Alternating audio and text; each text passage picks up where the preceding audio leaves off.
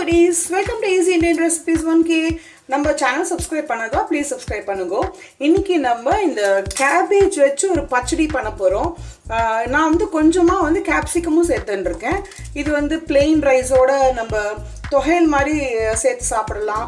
தோசைக்கு சட்னி மாதிரி ரொம்ப ஃபேண்டாஸ்டிக்கா இருக்கும். ரோட்டிக்கு சூப்பரா இருக்கும். இது எப்படி பண்றதுன்னு பார்க்கலாம்.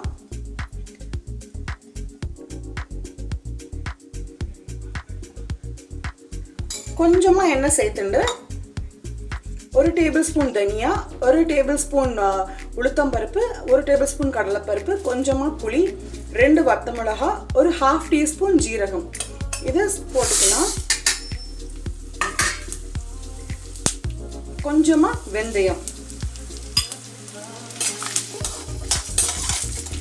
இதுல வந்து நீங்க கேப்சிகம் சேர்க்காம கூட நீங்க வந்து இத ரெடி பண்ணலாம்.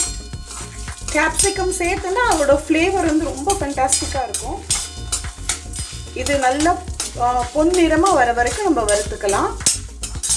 நான் வந்து ஒரு 3 வெங்காயம், 2 டொமேட்டோஸ், ஒரு 4-5 பச்சை மிளகாய் இதை கட் பண்ணி வச்சுருக்கேன்.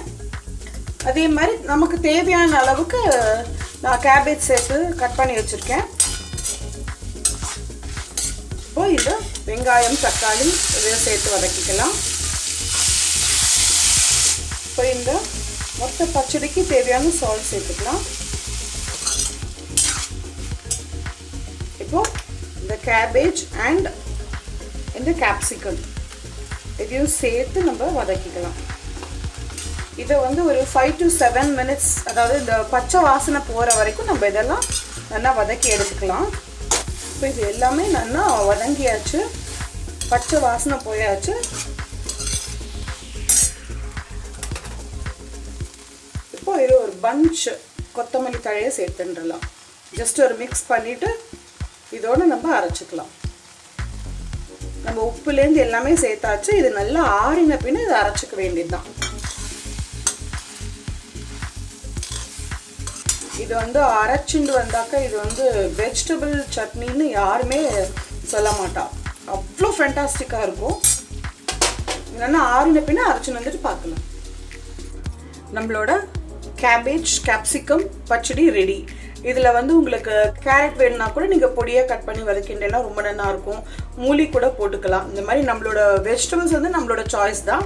உங்களோட காரத்துக்கு ஏற்ற மாதிரி நீங்கள் பச்சை மிளகாய் அண்ட் அந்த ரெட் சில்லிஸ் நீங்கள் அட்ஜஸ்ட் பண்ணிக்கோங்க. எங்களுக்கு இந்த காரம் தேவைப்படும், அதனால நான் இவ்வளோ போட்டுருக்கேன். இது வந்து பொரிச்சு கொட்டுறது வந்து ஆப்ஷனல் தான். இது வேணும்னா நீங்கள் பண்ணிக்கலாம், இல்லைனா ஜஸ்ட் லைக் தட் அப்படியே நீங்கள் வந்து நல்லா சுடுற சாதத்துக்கு சொட்ட நெய் விட்டுண்டு ஒரு நல்லெண்ணெய் விட்டுண்டு சாப்பிட்டா அவ்வளோ நல்லா இருக்கும். இது தோசையோட பெஸ்ட் காம்போவாக இருக்கும். சப்பாத்தியோட இது ஒரு எக்ஸ்ட்ரா சைட் டிஷ்ஷாக வச்சு சாப்பிட்டா வேறு லெவலாக இருக்கும். இந்த மாதிரி ஈஸி அண்ட் இன்ட்ரெஸ்டிங் ரெசிபிஸ் நம்ம சேனலில் நிறைய இருக்குது. Stay tuned for more easy recipes. Thank you for வாட்சிங். பை பாய்.